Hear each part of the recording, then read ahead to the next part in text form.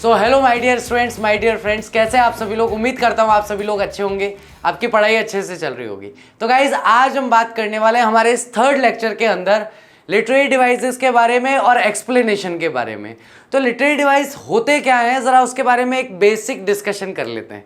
हिंदी में जैसे हमारे अलंकार होते हैं, उपमा अलंकार हो गया, यमक हो गया, रूपक हो गया, ऐसे जो हिंदी के अलंकार होते हैं, जब यही अलंकार इंग्लिश में किसी कविता में दिखाई देते हैं, किसी पोएट्री में दिखाई देते हैं, तो हम उन्हें अलंकार तो डेफिनेटली कह नहीं सकते ना, क्योंकि हिंदी की बात नहीं हो रही है, इंग्लिश की बात हो रही है। तो हम यहाँ पर उन्हें फिगर ऑफ स्पीच या फिर लिटरेरी डिवाइस कह करके पुकारते हैं। तो देखते हैं गाइस कौन कौन से लिटरेरी डिवाइस या फिगर ऑफ स्पीच यहाँ पे देखने को मिलते हैं। सबसे पहला हमें यहाँ पर देखने को मिलता है इमेजिनरी। इमेजिनरी का मतलब है कल्पना करना, यानी कि जहाँ पर जो चीज़ नहीं हो रही है कवि वहाँ पर उस चीज़ की कल्पना करते हुए हमें बताता है। इमेजिनरी का इस्तेमाल किया गया है पोएम के अंदर suggestive of both death and youth. Death और यूथ की दोनों की कल्पना करते हुए यहाँ पर बताया गया। देखो चेहरा जो है वो तो चेहरा है, चेहरा ना तो मृत हो सकता है न जीवित हो सकता है, लेकिन यहाँ पर मृत और यूथ, अब यूथ किसको बताया, पेड़ों को यूथ बताया, तो पेड़ कोई जवान थोड़ी हो सकता है। तो यहाँ पे इमेजिनरी का इस्तेमाल किया गया है। इमेज जो है यंग ट्रीज की और खुश बच्चों की, are a contrast to the mother, उसे एक कॉन्ट्रास्ट यानी कि विरोधाभास की तरह प्रकट किया गया है मदर के लिए, कि जहां पर मदर का चेहरा है वो बिल्कुल मृत भाव को दर्शा रहा है और वहीं पे यंग ट्रीज और मैरी बच्चे जो है वो यूथ को दर्शा रहे हैं। सेकंड यहां पर आता है हमारा सिमिली। सिमिली का हमेशा ध्यान रखना, अगर कहीं पर भी लाइक आ जाए, एज आ जाए, एज लाइक आ जाए या एज लाइक एज आ जाए, इनमें से कुछ भी दिखाई दे किसी भी कविता की किसी भी पंक्ति में, तो तुरंत प्रभाव से वहां पर आप कह सकते हो कि यहाँ पे सिमिली हुई है। जैसे यहाँ पर लाइक आ गया और यहाँ पर एज आ गया। तो फेस एशन लाइक अ कॉर्प्स, तो यहाँ पे लाइक का इस्तेमाल हुआ है, यानी कि एक चीज की दूसरी चीज से तुलना की जा रही है कि वह वैसा दिख रहा है, उसकी तरह दिख रहा है, यानी कि चेहरा इतना एशन दिख रहा है जैसे कि कोई कॉर्प्स हो, जैसे कि कोई लाश हो। As a late winter's moon, जैसे कि कोई शरद काल का चंद्रमा हो। पर्सोनिफिकेशन किस कब होता है, हिंदी में कहते हैं मानवीयकरण अलंकार। कौन सा कहते हैं, मानवीयकरण अलंकार कब होता है, जब भी हम किसी अमानव में मानवीय गुणों को देखते हैं। जब भी हम किसी अमानव में, यानी कि जो मनुष्य नहीं है उसमें मनुष्य के तरह के गुण देखेंगे, तो वहां पर हम पर्सोनिफिकेशन या मानवीयकरण अलंकार कहेंगे। पेड़ जो है वो तो बेचारे अपनी जगह पे ही खड़े रहते हैं, लेकिन यहाँ पर पेड़ों को कैसे दर्शाया गया, जैसे वह पीछे की ओर भाग रहे हैं, पीछे भाग रहे हैं पेड़, तो उसमें कौन सा अलंकार हो गया, यहाँ पे हमारा मानवीकरण अलंकार हो जाता है। रिपीटेशन, रिपीटेशन यानी किसी शब्द को दो अथवा दो से अधिक बार यथावत दोहरा देना, किसी भी शब्द को दो अथवा दो से अधिक बार यथावत दोहरा देना रिपीटेशन कहलाता है। जैसे कि यहां हमें देखने को मिला smile and smile and smile. Next हमारा आता है मेटाफर। मेटाफर क्या है, सिमिली जैसा ही होता है, लेकिन सिमिली में किसी एक चीज को दूसरे की तरह दर्शाया जाता है, और यहां पर दूसरे की तरह नहीं दर्शाया गया, दूसरा ही बता दिया गया है ना। जैसे कि वह पुरुष सिंह के समान है, अब सिंह के समान है तो सिमिली, क्योंकि उसके समान लाइक अ टाइगर बता रहा है, लाइक अ लायन बता रहा है। लेकिन अगर मैं कह दूं he is a lion, he is a tiger, तो यहां पर मैं किसी व्यक्ति को टाइगर के समान नहीं बता रहा, टाइगर जैसा या लायन जैसा नहीं बता रहा, मैं व्यक्ति को टाइगर ही बता रहा हूं, उसमें उन गुणों को देख करके। जैसे कि यहां पर हम देखते हैं चिल्ड्रन स्पिलिंग, तो स्पिल तो कर नहीं सकते चिल्ड्रन, क्योंकि रिसना या बहाव होना ये बच्चों में तो हो नहीं सकता, लेकिन बच्चे घर से बाहर निकल रहे हैं तो उसके लिए सिमिलिंग वर्ड का यूज किया गया है। ठीक है, तो ये सारे के सारे हमारे क्या हैं, लिटरेरी डिवाइसेस हैं जो इस पोइट्री में हमें देखने को मिलते हैं। अब हम बात करने वाले हैं reference to context and explanation. Reference plus context plus explanation को हम बात करेंगे। रेफरेंस का मतलब होता है कविता कहाँ से ली गई है, किसके द्वारा लिखी गई है, ये रेफरेंस होता है। कॉन्टेक्स्ट होता है कि पहला या दूसरा या तीसरा जो भी पैराग्राफ है उस पैराग्राफ में क्या बताया गया है, उस स्टैंजा में क्या बताया गया है, उस पद्यांश में क्या बताया गया है। और एक्सप्लेनेशन का मतलब होता है उसकी व्याख्या करना। हिंदी में कहते हैं सप्रसंग व्याख्या कीजिए। तो सप्रसंग व्याख्या इंग्लिश में क्या कहलाता है? Reference to context with explanation. ठीक है, तो गाइज यहाँ पे सबसे पहले हमें रेफरेंस क्या देखने को मिलता है? These lines have been taken from the poem my mother at 66। ये कविता, ये पंक्तियां जो है ये हमारी कविता से ली गई है जिसका नाम है my mother at 66, written by Kamala Das. इसे लिखने वाली कमला दास हैं। A leading Indo Anglian poet, एक इंडो एंग्लियन पोएट है जो हिंदी भाषा में भी लिखती है या भारतीय भाषाओं में और अंग्रेजी भाषा में भी लिखती है। कॉन्टेक्स्ट क्या है? While travelling from her parents home to Kochi, जब वह कार चलाकर अपने माता पिता के घर से कोची एयरपोर्ट की तरफ जा रही थी, the poet sadly looks at her aged mother. तो पोएट जो है वो बहुत ही दुख के साथ अपनी उम्र दराज यानी जिनकी बहुत आयु हो चुकी है ऐसी माँ की तरफ देखती है। रिंकल्ड एंड कलरलेस फेस, जिनका झुर्रियों से भरा हुआ और बेरंग चेहरा वो देखती हैं। She realize that the old age now was reflected on her face, और वह ये महसूस करती है कि वृद्धावस्था जो है, बुढ़ापा जो है रिफ्लेक्ट हो रहा है। रिफ्लेक्ट होने का मतलब वैसे हिंदी में होता है प्रतिबिंबित होना।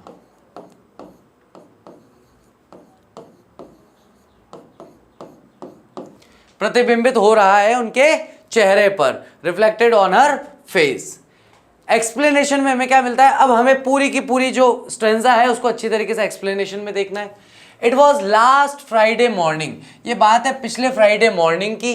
When the poet was driving with her mother from her parental home to Kochi, जब वह कार चलाकर अपने माता पिता के घर से कोची एयरपोर्ट की तरफ जा रही थी। Her mother was sitting beside her in the car, और उनकी माँ जो है उनके पास में, उनकी बगल में बैठी हुई थी कार में। The poet looks wistfully at her mother, यानी कि वह बहुत ही आतुरता से, बहुत ही इच्छा से अपनी माँ की ओर देखती है। हु वॉज डोजिंग, जो कि उनिंदी सी हो रखी थी, आधी नींदों में थी। ओपनड माउथेड, उनका मुंह खुला हुआ था। She notices that her mother's face is lifeless, और वह ध्यान देती है, वैसे देखती है कि उनकी माँ का जो चेहरा है वो बिल्कुल बेजान हो रखा है। डिवॉइड ऑफ कलर, यानी कि बेरंग हो रखा है। डिवॉइड मतलब हीन है, किसी भी रंग से हीन है। It looks as if she were dead, और ऐसा लग रहा था, एज इफ का मतलब मानो कि, ऐसा प्रतीत हो रहा था, ऐसा लग रहा था कि जैसे कि वो डेड हो यानी कि मृत हो। This sight is very saddening to the poet, और ये जो दृश्य था ये पोएटस के लिए बहुत ही दुखद था, बहुत ही दुख या पीड़ा को देने वाला था। ठीक है गाइस, ये देखो, जिस स्टूडेंट ने इससे पहले वाला लेक्चर नहीं देखा है एक बार प्लीज देख करके आओ, मैं अभी कह देता हूँ, क्योंकि आपको ऐसा लग रहा होगा कि थोड़ा सा सर हिंदी मीनिंग कम बता रहे हैं, है ना। लेकिन इससे पहले वाले लेक्चर में हमने पहले सेंट्रल आइडिया डिस्कस किया है, फिर पूरी पोएट्री डिस्कस की है, उसके बाद समरी डिस्कस की है। इन एक एक शब्द का अर्थ मैं 3-3 बार ऑलरेडी पिछले लेक्चर में लिख चुका हूँ, इसलिए यहाँ पर मैं बेसिकली उसके बारे में बात कर रहा हूँ कि एक्सप्लेनेशन कैसे किया जाता है, एक्सप्लेनेशन को कैसे लिखा जाता है, इसके बारे में हम लोगों की चर्चा आज की ज़्यादा रहने वाली है। ठीक है, सेकेंड स्ट्रेंजा हमें मिलता है रियलाइज्ड से लेकर के होम्स तक का हमें देखना है। These lines have been taken from the poem my mother at 66। ये पंक्तियां जो है हमारी कविता से ली गई है जिसका नाम है my mother at 66, composed by Kamala Das, जिसकी रचयिता जो है, रचनाकार जो है वो कमला दास है। On seeing her mother's face, अपनी माता के चेहरे को देखते हुए, the poet feels that her face now reflects her advanced age. Poet जो है वो ऐसा महसूस करती हैं कि उनका चेहरा जो है वो दर्शा रहा है, रिफ्लेक्ट कर रहा है, प्रतिबिंबित कर रहा है उनकी एडवांस यानी कि बढ़ी हुई, उनकी उम्र जो है वो बढ़ गई है, तो उस बढ़ी हुई उम्र को यानी कि वृद्धावस्था को दर्शाता है। Wanting to shift her attention from this painful thought, और वो चाहती हैं कि वो शिफ्ट कर लें, बदल लें अपने अटेंशन को, अपने ध्यान को, फ्रॉम दिस पेनफुल थॉट, ये जो दर्द देने वाला, पीड़ा देने वाला जो विचार है उससे। She looks out of the car, way car के बाहर देखती हैं, एट द लाइवली साइट्स, जो बाहर जीवंत दृश्य होते हैं, जीवन से भरे हुए जो दृश्य हैं, जीवंत दृश्य जो हैं, साइट्स का मतलब दृश्यों की ओर देखती है। कौन कौन से? 2 ही तो दृश्य थे, बताओ फटाफट। कमेंट करके जिसने पहला और सेकंड, फर्स्ट और सेकंड लेक्चर जिसने देखा है फटाफट कमेंट करके बताओ कि कौन कौन से वो दो दृश्य थे जो वह कार के बाहर देखती है। दोनों दृश्यों के बारे में बताओ फटाफट से। चलो, it is saddening sight for the poet to behold her mother's old age face. ये दुखी या परेशान कर देने वाला, पीड़ा देने वाला जो दृश्य था पोएटेस के लिए कि वो देखती रहे, बिहोल्ड करे अपनी माता के वृद्ध अवस्था के चेहरे को। To put away these thoughts, इन विचारों को दिमाग से बाहर निकालने के लिए she glances out of the car, वह ग्लैंस करती है, नजर डालना। ग्लैंस करने का मतलब क्या होता है? नजर डालना। वह नजर डालती है कार से बाहर की ओर। The scene of life and energy will lighten her heart, जो दृश्य है जीवन का और ऊर्जा का, वह क्या कर देगा? लाइटन कर देगा, यानी कि उसका दिल जो भारी हो गया है ना, उसे हल्का कर देगा। हर हार्ट, उसके मन को, उसके दिल को। She looks the site of sprinting young trees, वह उस दृश्य को देखती है तेजी से दौड़ते हुए जो यंग ट्रीज हैं, अलॉन्ग साइड एंड चिल्ड्रन, दोनों तरफ, और बच्चे running out merrily from their house, बच्चे जो हैं खुशी खुशी, मैरिली का मतलब क्या होता है? प्रसन्नता के साथ अपने घरों से बाहर की ओर दौड़ते हुए दिखाई देते हैं। उनके दृश्यों को वह देखती है। नेक्स्ट स्टैंजा हमें जो देखने को मिलता है वो स्टैंजा हमारा है बट से लेकर के स्माइल तक। तो बट से हम शुरू करेंगे और लास्ट हम एंड कहां पर करेंगे? स्माइल पर करेंगे। These lines have been taken from the poem my mother at 66। ये पंक्तियां जो है ये हमारी पोएम से ली गई है जिसका नाम है my mother at 66, written by Kamala Das. इसकी लेखिका जो है कमला दास है। कॉन्टेक्स्ट इसका क्या कहता है, किस बारे में है ये पंक्तियां? Now the poet is at the airport. अब पोएट जो है वो एयरपोर्ट पहुंच चुकी है। Where she once again looks closely at her mother, जहां वह बहुत ही ध्यान से, बहुत ही क्लोजली, बहुत ही नजदीक से वो अपनी माँ को देखती हैं and bids her good bye, और उन्हें अलविदा कहती हैं विद अ स्माइल, एक मुस्कुराहट के साथ। Willing to put away her fears of losing her, और वह चाहती हैं कि वह उस डर को, उन्हें हमेशा के लिए खो देने का जो डर है, उस डर को वो अपने मन से बाहर निकाल कर रख दे और उसको हमेशा के लिए, उसको उस विचार से बाहर हो जाएं। देखो, मैंने लास्ट 2 लेक्चर में बहुत गहराई से बताया, ये बहुत ही बुरा विचार है। ये विचार कोई नहीं सोचना चाहता, कोई इस पे दिमाग नहीं लगाना चाहता, कोई अपनी कल्पनाओं में भी उन क्षणों को नहीं जीना चाहता। After the security check at the airport, airport पे सिक्योरिटी चेक होने के बाद the poet stands a few yards away from her mother. जो पोएट है वो कुछ यार्ड की, कुछ गजों की दूरी पर खड़ी होती है अपनी माँ से। फ्रॉम देयर, वहां से, she again looks at her mother's face, वह फिर से अपनी माता के चेहरे को देखती है। इट इज येलोइश, ये थोड़ा सा पीलापन लिए हुए है, इसके लिए इंग्लिश में क्या वर्ड यूज हुआ है? पेल। डल, बिल्कुल नीरस सा या उदास सा है। Like the moon of the late winter, जैसे कि लेट विंटर का, सर्दियों के समय का चंद्रमा हो। The poet's heart is filled with her old childhood pain, poet का हृदय जो है, मन जो है, वह भर गया है उसके बचपन के दर्द से, उस पीड़ा से, उस समस्या से। It is the fear of losing her mother, और ये डर किस बारे में है? ये डर है अपनी माँ को हमेशा खो देने का डर, जैसे कि बच्चों को हमेशा ये डर बना ही रहता है। The poet is extremely pained, poet जो है वो अत्यधिक पीड़ा में है, दर्द में है। एंड एंग्शियस, अत्यंत चिंतित है। Therefore she can only say to her mother see you soon Amma, इसलिए वो अपनी माँ से केवल इतना ही कह पाती है, सी यू सून अम्मा, यानी कि अम्मा मैं आपसे जल्द ही मिलूंगी।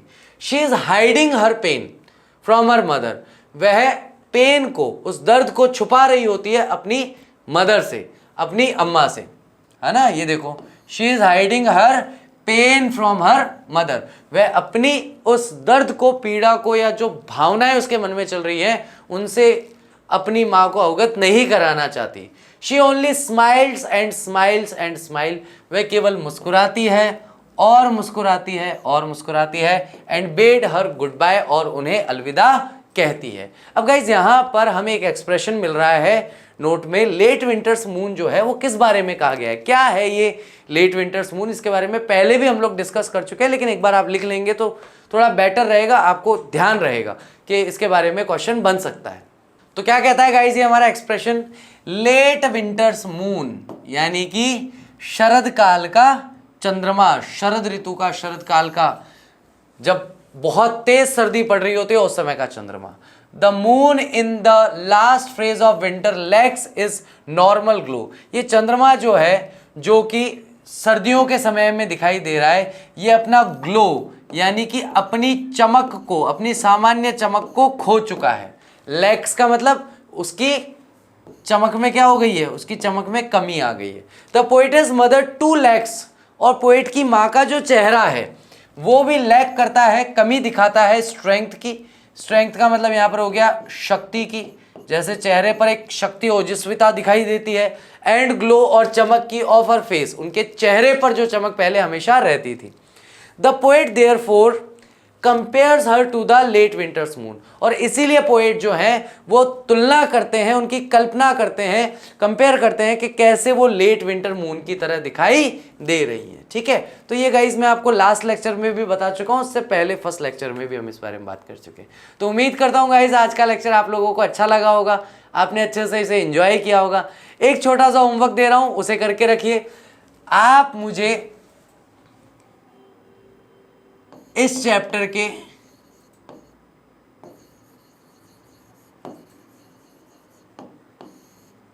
20 वर्ड मीनिंग्स दीजिए।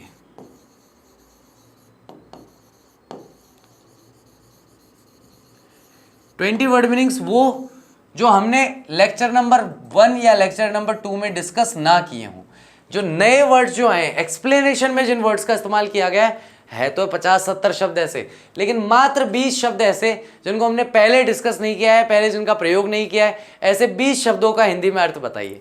Thank you very much, I will see you soon in my next lecture. Till that take care of yourself, bye bye, I will see you soon.